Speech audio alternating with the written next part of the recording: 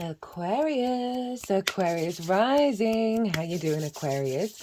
This is your reading for the Scorpio new moon that's happening on the 1st of November 2024. I'm going to be breaking down the astrology for Aquarius rising. Now, those of you who do not have Aquarius in the first house and you know your natal chart, look to the house that Aquarius does fall in, look to the themes of that house, and you want to apply those themes along with all the other meaning you've got going on in Aquarius. For those of you who might not know your time of birth and haven't had your chart rectified, you want to look at your chart on the day that you were born and see if you've got anything in the sign of Aquarius, and then apply that meaning to what comes through, because it will be as if that Aquarius energy, wherever it falls in your natal chart, has now energetically moved into the first house. And so the astrology for the rising sign will still link in. You just got to add on your own natal chart meaning on top of it.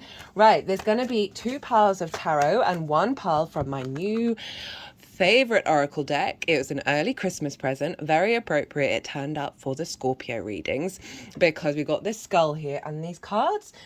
I love the visuals and I love all of it, but they are a bit blunt, but once you look at the book it kind of expands on that, so it's kind of really highlighting that scorpionic sting in the tail, but in order for the poison to be released and the wisdom to come through. Hello,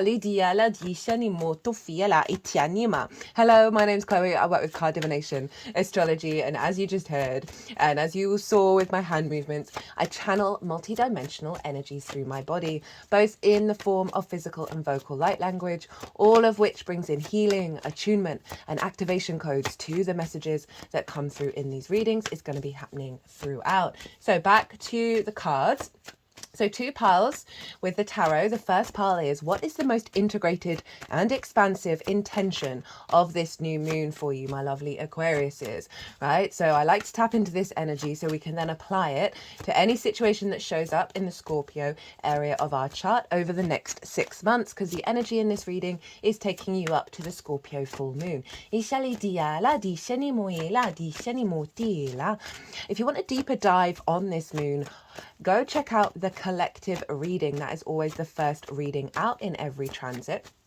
And this is where I've broken down the astrology in way more detail of how all the celestial bodies talk to each other at the exact moment of this lunation that form an energy blueprint, right? And essentially that is downloaded into our vessel that we're then working with over the next 6 months. And I really expand on a lot of the astrology in way more detail than I will do in this reading. Also did a collective tarot as well as channeled messages, always come through with that. So you might want to pause this video, go watch that, because it's the baseline for what shows up in this reading if you have the time and the inclination. Obviously, as I said, I will touch on the major themes in this reading. The second pile is going to be how to work with pile 1. What tools and tricks and tricks and perspective do we want to draw in order to amplify this integrated and expansive intention? Pile 3, as I said, is going to come from my new deck called the Rainbow Brainskull Oracle. All the decks in the description box if any of them take your fancy. I've already listed all the ones in the oracle reading. Now I pull these cards before doing any transit, and I always do the oracle reading last, where I bring everything together and some really, just the vibe is powerful, pretty hardcore. Like the last couple of oracle readings have been like the next stage, right? Pretty more upfront, because we've changed timelines and we are shifting into a magical reality. We're shifting into a magical reality, which means we're utilizing the resources of the universe in a different way. And that's the balance between the light and the dark, and realizing everything is a tool. So there's been some pretty like hardcore messages come through, because we're in this space where we're no longer losing our power by working with this energy. And we've got a repeating card from the Aries full moon as well. So the 3 cards I'm pulling from the Rainbow Brainskull are linked into the fact that this new moon is happening the day after Halloween, All Hallows Eve, SAMHAIN, the Cross-Quarter Fire Festival, where the veil is thin between the worlds.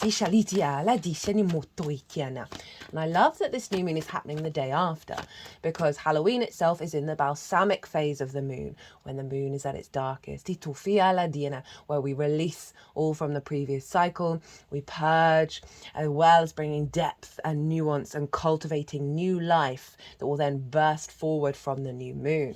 So this is a real powerful transition for releasing a lot of wounds and stuck energy in the ancestral realms and the unseen realms, as well as gathering all the wisdom in order to reboot with this new moon. So the 3 cards are going to be, what's the message from your ancestors?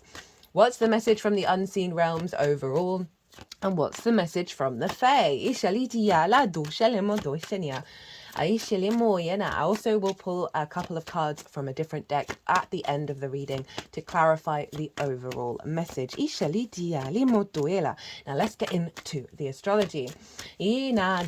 So Aquarius, this is in a Scorpio sign, which squares your Aquarius energy wherever that falls in your natal chart. Squares are an aspect of Mars. They can bring conflict, drama, frustration, and winning at all costs. But Mars is about your motivation, your drive, your action, your friction, right? And so this is where we create and we build in the 3D realm. It's a hard aspect, so it does involve challenges and further steps, but this isn't a bad thing. This is, where did that snort come from? Goodness gracious. It's about building. And sometimes we've got to put some effort in and we learn from those challenges. So for Aquarius rising, this is in your 10th house of your life purpose. Your career doesn't have to be life purpose. It can just facilitate it. Visibility, reputation, how the big outside world sees you. And it's also linked in to bosses. This is where the sun was at the peak of its arc on the day that you were born. I like to envisage a tree in the natal chart. And the 10th house are those leaves at the top of the tree that are striving towards the sun, right? Are where we expand into, where are we headed? And so this is the themes of this new moon. You're getting a new cycle initiated after everything that you've learned over the previous year in the Scorpio area of your chart. You can set intentions around elevating your understanding of your life purpose, the next stage of it, elevating your career, illumination around that. Or you could do intentions around visibility and reputation, of saying gathering more publicity, more respect, more in regards to the work that you do. If you want to work with some shadow side of it, you can bring in certain intentions of asking the universe to reveal to you that which is stuck within you in regards to distortions around visibility and reputation, in regards to distortions around what your career should or would be, and what the next stages are. So often we can conform, right? And we can do what the collective wants us to do. And so this might be a good time to sort of liberate yourself of that energy and really find a clearer truth in alignment with where your career, your life path is headed. And also like your the need for recognition, right? That can be a bit of a shadow ego energy that we can help release with the Scorpio new moon. So follow your intuition about what seeds you want to plant. So that's where it's happening. It's ruled by Mars, traditionally Scorpio. The sun and the moon are making really only one aspect, and this is a trine. Oh, hello. This is a trine with Saturn. And this is over in your 2nd house of your resources, your skills and your tools on how you manifest and bring in a regular income. The things that you value and how you value yourself. Now, Saturn is retrograde there. And Saturn retrogrades for me is about the inner recalibration of our authority, of our maturity, of our commitment to our legacy, of being able to put in the hard work and sort of level up, really. And it's making a trine to the sun and the moon. Now, a trine is ruled by Jupiter. It's a free-flowing, easy energy, right? Both water signs, so both yin and nature. So the information transfer is very fluid. Trines are about bringing things together in order to expand, elevate, and bring a deeper wisdom to the situation. And with that comes a knowing, right? And with that knowing comes a deep-rooted level of integrated confidence that leads to flow, more abundance, more luck, more generosity of spirit, more opportunities. So you've got Saturn making sure that you're committed to the truth of your skills and your tools, right? I can see a lot of, with this Saturn retrograde, a lot of old value systems fall away. So often if we don't value ourselves truly, madly, deeply, we then value things that we create that lack of value. So Saturn is making sure you step up and see the truth of it. And understand your own authority. And therefore, this means we can elevate the skills and tools in your capacity to manifest, because you're valuing yourself in a very mature way that's connected to your legacy energy. And so all of this is infusing wisdom and maturity and a strength of understanding of the next things you need to do with your skills and tools in order to facilitate the next stage of your life path. I could see as well, as this unfolds over the next 6 months, of people seeing your skills and tools with more authority and really respecting what it is that you do, and that having a knock-on effect with your visibility and your reputation. So that's the major aspect, really the only aspect that the sun and the moon are making. However, Mercury is in the sign of Scorpio. It's far away from the sun and the moon, so it's not quite a conjunction, but it's in the same house and in the same sign. Mercury in the 10th, and remember, everything I'm talking about is locked in to the Scorpio era of your chart until the Scorpio full moon. And so Mercury in the 10th is a lot of inspiration, ideas, wanting to find information, communicate, figure out that life path, talk about your career, talk about what it is that you do. You could see a lot more, as I say, downloads and insights around the next stages of your life path, of your career. Seeing the truth of the reality of it, right? Scorpio goes into the darkness in order to reveal the truth. And Mercury being there is able to perceive that, right? And really amplify the deeper understanding of where you're headed in each. This could be really healthy conversations with people in authority that are leading to, let's say, a promotion. But your Mercury energy, right? The information that you're collecting, the information that you want to share, your perceptions are being influenced heavily, being in the life purpose house. And remember, career doesn't have to be life purpose. Now that's it, kind of it. So we want to look to where Mars is, because Mars is influencing this moon, and therefore what's influencing Mars is therefore influencing this moon. But the moon and Mars are in each other's signs, because Mars is over in the sign of Cancer. And so this is what's called mutual reception. We had it at the Aries full moon as well, where these two, the moon and Mars, are in cahoots with one another. They're psychically They're psychically connected. They're facilitating each other's journeys. They're really allowing a strengthening of of the goals that they have, right? So they're really in alignment with one another. So the moon, your emotional body, your intuition, whether your needs are being met or not, your nourishment and how you give it and receive it, all in alignment with your actions, your motivations and drives. And where is Mars? Well, Mars is over in the other work house. You have all the work houses being activated, Aquarius, which are all water signs. So this is how you flow and build in the world. Now, Mars is in the 6th house. Mars loves being in the 6th house. The 6th house is about the adult in the room, right? It's about work, how you work, physical health, routines, co-workers, and therefore collaboration, pets, and therefore acts of service. And so it really is where you step up in a very mature way. And Mars loves being here. Favorite house to be in. Mars loves a job to do. So you've got Mars locked in to your work house for the next 6 months energetically.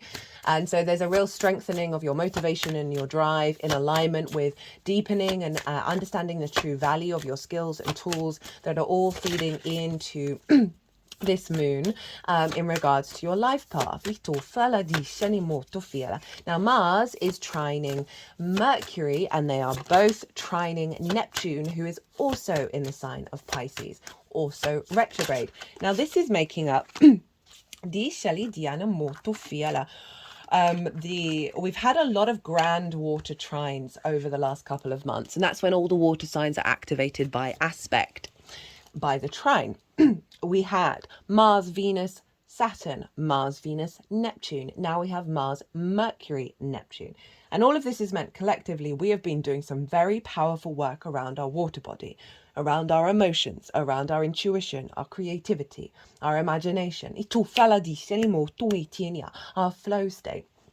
And so we've been doing some deep cleansing, some really healing. Water holds so much memory. The water in your body holds memory from this lifetime, your ancestors' past lifetime. So we've been clearing a lot of stuck energy in the water body, and then amplifying our emotional body, our intuition, in alignment with abundance, with the magical reality that we're bringing in. And this is all doubled down by that Neptune energy. Neptune's retrograde. And for me, that retrograde is all about pulling back the veil, the illusion that we do not live in a magical reality, that there isn't abundance for everybody, that there isn't miracles for everyone, that we've got to play the rational game rather than the fantasy, rather than the deep knowing in our water, in our emotions, that miracles do happen. We do not have to know how they happen yet. That can unfold. And that's what Neptune's doing. And so Neptune is dissolving any limiting beliefs around your capacity to elevate your skills and tools into a more expansive, elevated way, right? Your sense of value. Pisces is very deeply compassionate, right? So there's this element of any compassion you don't feel for yourself, or your blocks around truly valuing yourself. Neptune's really helping dissolve that. Now, with the work of Mercury and Mars, there's a real alignment around you elevating your skills and your tools, your manifestation ability in a really sort of otherworldly way that is then going to be facilitating the information you're perceiving and the actions that you're taking in alignment with the opening up of this life path. I'm feeling throbbing in my third eye, so a deeper inner knowing. Now, Mars is opposite Pluto over in the sign of Capricorn, exactly by degree. We had this for the Aries full moon, but it wasn't by degree. They are both at 29 degrees of Cancer and Capricorn. Capricorn for you is in your 12th house, your hidden house, your house of mysteries, right? It's the unconscious realms, it's the hidden realms. And this is in those unconscious spaces are trauma responses and limiting beliefs, conditionings, that then we get anxiety, depression. We can also have loss, grief, isolation in the 12th, all of that good stuff. And underneath all of that is the magic of your soul, right? Your root core energy is Capricorn, and it's the cosmic joke of the universe that is underneath all that conditioning that we got to peel back in order to truly access it in its most strong power. Now, I cannot recommend enough the Pluto in Capricorn transit series, particularly the oracle reading, because what's going on with Pluto right now is really powerful. It's making harmonious aspects with Neptune and Uranus. The three outer planets are all in harmonious aspects with one another around wisdom and creativity, and amongst other things, and they are all in yin signs. And I talk about this in that, oh, my third eye really is throbbing, in the Pluto in Capricorn oracle reading in a lot more detail. They're all then going to move into yang signs. We are living in a phenomenal astrological time, guys. There's no getting around it. And this is recalibrating our archetypal root energy around reality and how we manifest and work with it in alignment with the liberation of our soul's path. It all fell out with that Uranian energy. So you might want to go check it out, especially because it's in the 12th house, which is a difficult house. But Pluto's doing the final round around fear, possession, obsession, distorted power dynamics. And with the opposition with Mars, which can be about conflict and drama, you may see that come up, right? There's no getting around. That's part of the process. We've got one card that came up in the Aries moon as well, which is about right use of power. And all of these situations, if they're difficult, are coming up, are letting you sort of give you opportunities to work with conflict, work with distorted power dynamics in different ways. And it's serving that process, right? Now, you've got the unconscious realms, like helping clear out and bring in the power, the resources, reorientate your rooted magnetism around those unconscious spaces, revealing things from the magic of your soul in this process, opposite Mars. So you're going to see that be influenced by the way that you work, the way that you figure things out, that's more in alignment with the magic of your soul. Now, they are both squaring Juno over in the sign of Libra. So this is forming what's called a T-square. So we've got the opposition between this, Pluto and Mars, and then they are both squaring, which is a 90-degree angle, Juno. And the release point of a T-square is the bottom of the T. Now, Libra for you is up in your 9th house of perspectives, right? Your morals, your ethics, your philosophies, your connections to book, religion, source, nature, science, all of those bigger matrices that you're trying to figure out, how you want to see them. And this is calling for, and also it's about mastering of something in order to share those perspectives with others, right? So it's about teaching and learning, as well as moving to other places in order to broaden your perspective, both on the physical and metaphysical realms. So Juno, commitment, your ride or die.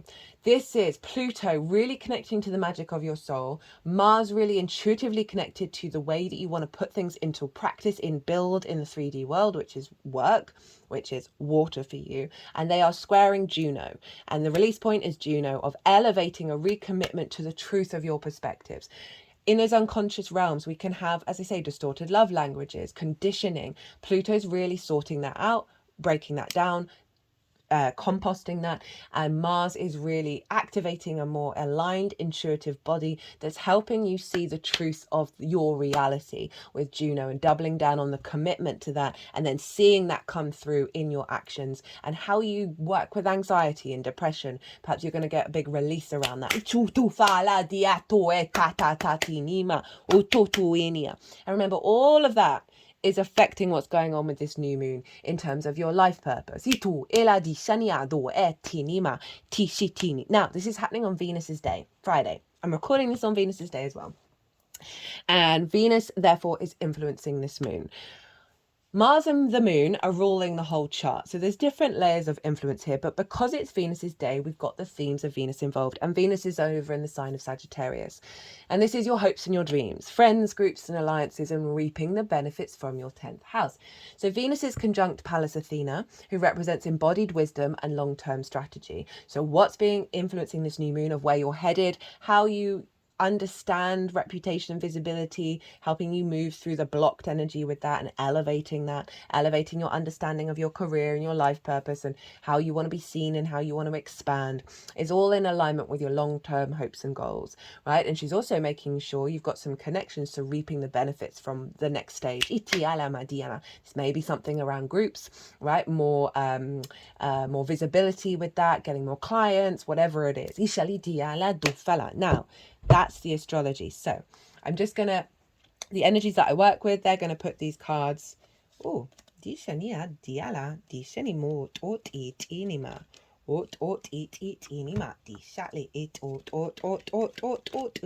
realized I didn't pick the card from the bottom of the deck, which I do with these piles. So cut the deck and go. Dia Shelima or Toinima Aquarius. Whoa. All right. Your reading, I think Cancer's reading was I'm sorry, like, you'll know why I'm a bit speechless. Ishali diala dushinimo tui shali anima. Ishali ela. Dishinima ot it ot ishanima of Tuhinia. Whoa. Okay, let's get into it. So the most integrated and expansive intention of this moon, Aquarius, we have your card, the Star, the Fool, the Chariot, and the King of Swords, also your card. So this is why, I mean, both piles are pretty phenomenal. Not surprising, this is happening in your 10th house. It's an angular house. Angular houses are 1st, 4th, 7th and 10th. They are the pivot points that form the foundational cross of your natal chart. So when we have transits here, big deal. Nearly swore. The Star, your card, Aquarius. This is saying that you are realigning to the uniqueness of your path. She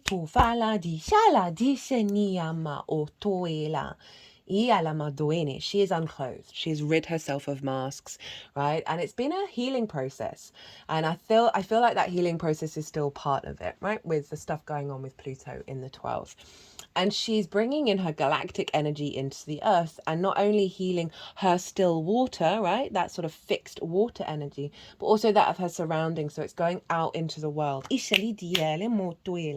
overall, this is getting you in alignment to be confident and comfortable being your unique self when it comes to your career and what you want to do. And so it's also the card of hopes and dreams. So again, bringing in that Venusian energy of this is in alignment with what your soul really wants. And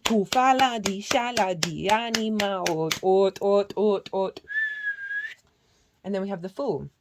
So honoring your unique frequency and then stepping into that energy very fresh, right? The beginning of the major arcana. The Fool has left the village. They've left what everybody else expects them to do, and they're going out and exploring. They look at the world, the good, the bad, the beautiful, and the ugly, with pure curiosity, pure awe of the joy of existence, right? It's quite hard for us to be in the Fool state because we go through certain experiences and it closes off our heart. And you see the chest is really far forward. That heart space is guiding the Fool to take a really big leap of faith. They're about to jump off this cliff and they know a new reality is going to appear. So this is the energy that you're working with, of this renewal of understanding of your life path, of the lightness of it, and it's operating from your heart, which is the Leo energy, right? And really being able to let go of the old paradigms. I forgot what's at the bottom of the deck actually. And then we have the Chariot, which is acknowledging the past at the same time of feeling very confident, because the Chariot understands all of its experiences have created great resources within it in order for it to move through the world. This is the Cancer card, so this is work, this is where Mars is. So it's saying you're going to be able to have a lot of movement, a lot of momentum, a lot of feeling confident, of taking action around implementing work and doing the damn thing, right? And being very strongly motivated without trying to control how it's all going to unfold, because there are no reins. They're not trying to determine the direction. It's simply about the embodiment of self, right? And we've got the yin and the yang, so there's an element of balance. It's a victory card, so there's a real sense of you feeling very confident. You're really open-hearted, very confident, and you're going to be able to put in the effort, put in the work, and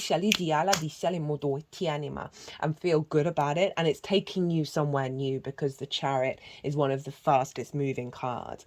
And then we have your card. We've got two. We've got the King of Swords, and arguably, right, Uranus is linked into the Fool, and in modern astrology Uranus rules you. It's not what I work with, but I get why it's linked into it. King of Swords, clarity of self, confidence with self, a real vision, having gone through a transformation. You see those butterflies behind there, like of knowing your perspective, knowing how to implement it and put it into action, like being seen as the King of Swords in terms of your visibility, your reputation, right? People coming to you for clarity, for the truth, for and that can be applied in any situation. You think of like all the sorts of jobs where people lie and manipulate. There's something here about people coming to you. They know they're getting you and they're getting the truth, right? So they're really honoring that experience, and you're feeling very empowered in your King of Swords. The energy that I'm feeling is very, very, very, very, very, very, very, very, very, very vibrant, very sort of like there's movement, there's like I want to go and do loads, all the things.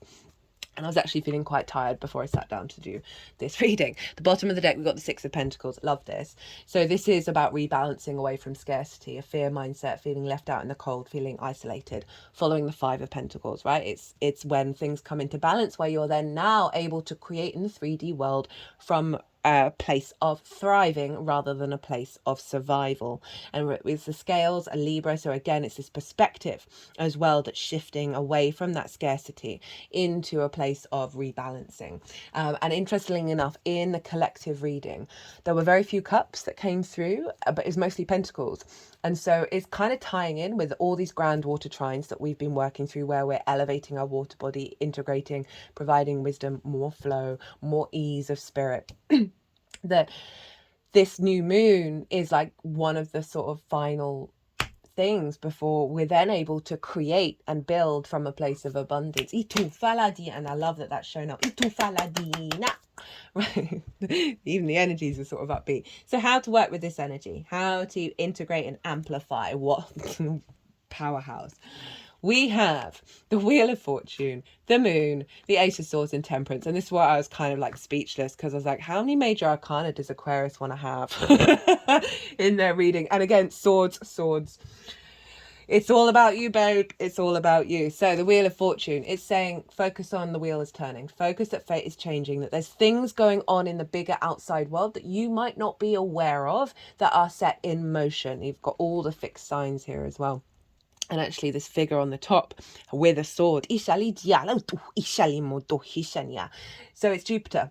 Jupiter's in your 5th house of creation energy right now. So this is about finding more ways of bringing fun, amusement, games, creation, pleasure into your life. That's going to help create space for this being amplified, but also holding space for the fact that fate is changing, right? So that you may have been through perhaps a bit of a stagnant time, a bit of a difficult time, or just felt like you've been treading water.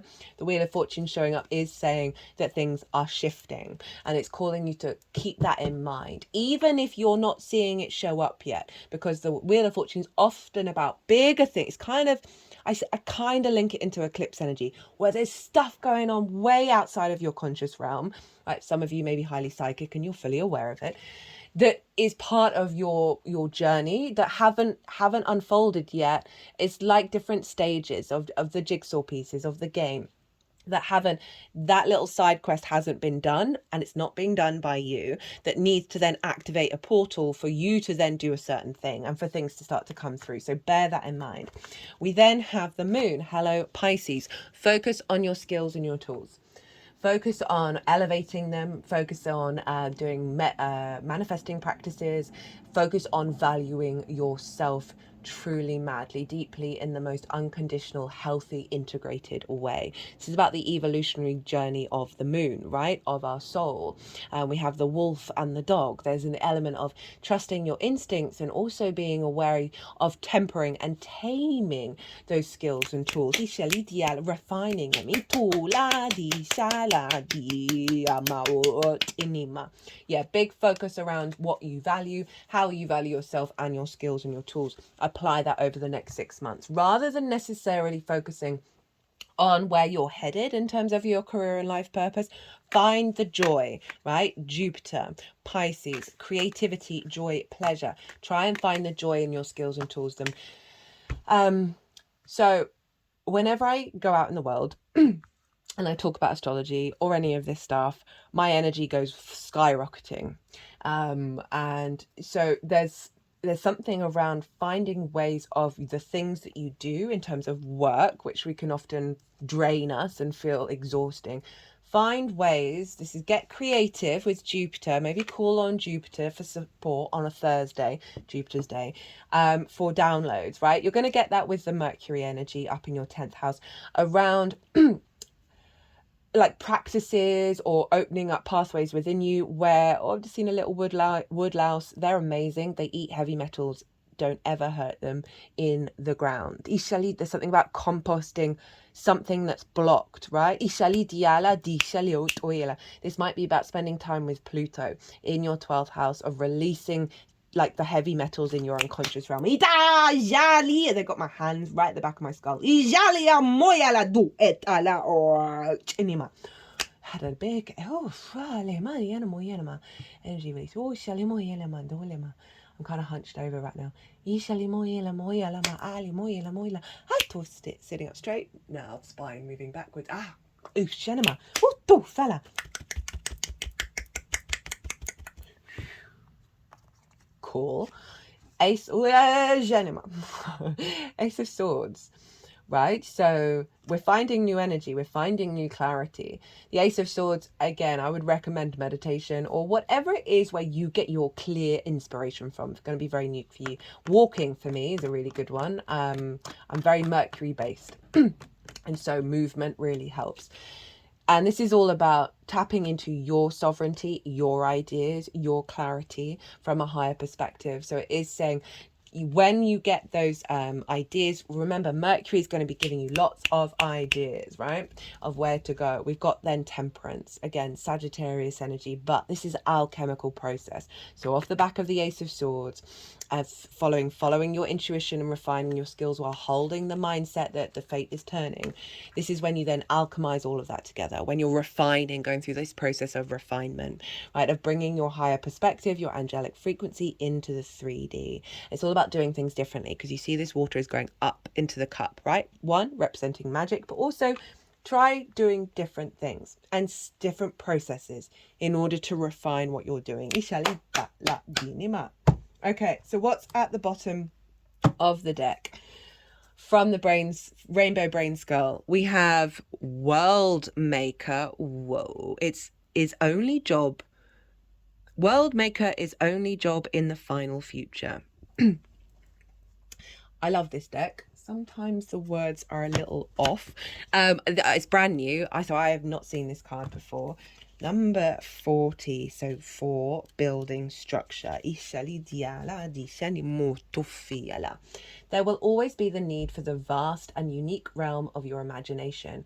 We love originals. Share your vast inner world. It's one thing that can never be automated. So again, kind of confirming of like the process that we've been talking about of building, right? With not necessarily needing the bigger picture, although this is kind of saying this is helping you get towards it, of figuring out what that is, your exploration of the world and your perspectives, right? And finding ways of bringing them really into your 3D world. And again, it's also saying about moving back into the star of you've got to follow your unique pattern, your understanding of how you want your life purpose and career to be, not necessarily about all the other kind of cookie cutter ways in which it's done, right? Which we can often fall into thinking those are the only ways it's going to happen. What is the message from your ancestors? What would ultra intelligent imaginary me do? Oh, I love these are all doubling down on what's already come through, and that always makes me very happy. Ishali diala. Heed the wise advice that you would give to others. It's easy to give advice, but why do we avoid listening to it ourselves? Because it's comfortable to stay where we are, even if changing would ultimately be better. So just take your own advice, dummy. Yeah, allowing yourself to come through, your frequency to come through, stepping up to being the adult in the room. Mars in the 6th, Saturn in your 2nd of a level of maturity around how you value yourself, which means then applying that to the 6th of putting that into action, right? Do the things that you'd say to your friend if they were suffering, right? Or if they were struggling. Maybe doing the things that have come through in this reading and not being like, no, or do whatever you want to do. But I just, that sort of sense of, I go through it so much. It's one of the reasons this channel's actually really served me, is because I never ever want to bring anything to the table that I haven't put into practice, that I haven't seen results with, right? And so I've got to put all the things I say into practice, otherwise I'm a fake, I'm a phony. So there might be something in there for you of like, don't be a fake version of you. And again, that all this Aquarius energy is saying, break out of your shell of conditioning, Aquarius. And I know you're less conditioned than most, but we're all conditioned. So what does the unseen realm want to tell you? Just throw time at it until it's a thing. Again, put things into practice, right? Play. Just keep going without really, as I say, the big fear, the big worry of how it's all going to unfold. We got to let that go. Take advantage of how quickly time can go by. A little bit of action every day adds up quickly. Rome wasn't built in a day, but look how quickly it all came and went. And it's sort of also saying, don't take things too seriously. That Jupiter card, the Wheel of Fortune, really is highlighting of like, find the play, find the joy, no expectations, no assumptions, tap into your unique frequency and see what comes through, and then alchemize the things that are giving you energy. Final card, number 15. This one's been showing up a fair amount. I'm just going to pause, try and figure out what's going on here, because when this card first came out, because I've not looked through this deck because I like the surprise of it, I was like trying to guess, and it was, for me, it was very much like do your own thing, but I just so funny, it's cracking me up. Maybe I'm going to pause for a second, think about it, write in the comments, and we'll see what comes through. Take a break from cheering and jeering at the circus. Haven't you noticed that it's always been this way? No one is forcing you to participate. You can always step outside and do something else. Again, love the doubling down, the tripling down, the quadrupling down. Like, what's going on in the outside world, take it no heed, right? Whether you're pointing fingers at it or cheering at it, it's always going to be there. It's always going to be doing its thing. And this, again, with that Star card and the King of Swords, it's saying you do you. I think it was Pisces actually who got this card, which was the reading I just did. And I said to them, get a rock and have it in your pocket. And when you feel like the outside world is influencing you, right, or taking up too much time, put your hand in your pocket and hold the stone and just imagine you're in this innocent, lovely place where you're just playing around with rocks, and let that slowness of the rocks. Remember, Capricorn is the mountain, so rocks, like mountain energy, is powerful.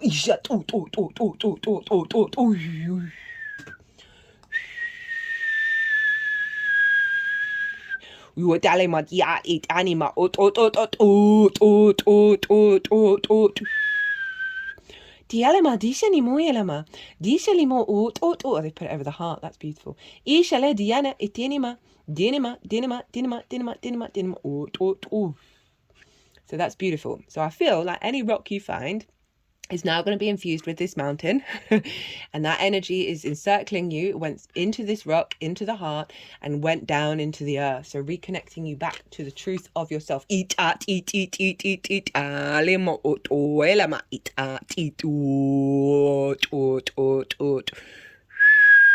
I'm going to do the same thing. I've got an Aquarius moon and Jupiter in Aquarius. They've now put this wand on my heart space.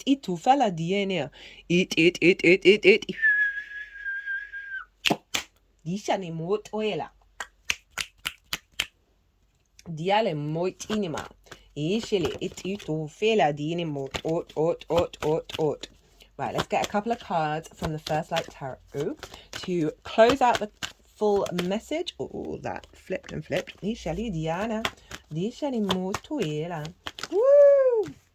What's at the bottom of the deck first? Power, understanding reality, your reality. We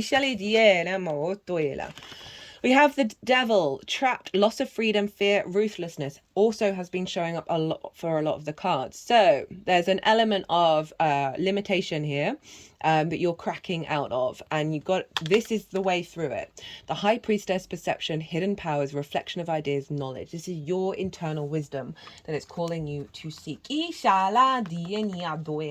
And hold that space. The High Priestess is all about drawing towards you that which brings you fertility and abundance. It might not always seem like that situation is, but it is for the long term. So bear that in mind. It's all about you, baby. Okay, Aquarius. That was fun. I like that. That was, if you did, hit that like button. Leave me an emoji, leave me a comment. Oh my God, I love hearing about the astrology and the weird stuff going on in everybody's lives that makes me go, oh, this universe is absolutely amazing in its bananas. Right, what was I going to say? If you want a personal reading, perhaps to go a little further into this, although this felt very comprehensive, my details are everywhere. But other than that, Aquarius, do you be good to yourself, be good to those around you, safe travels, and be well until we meet again.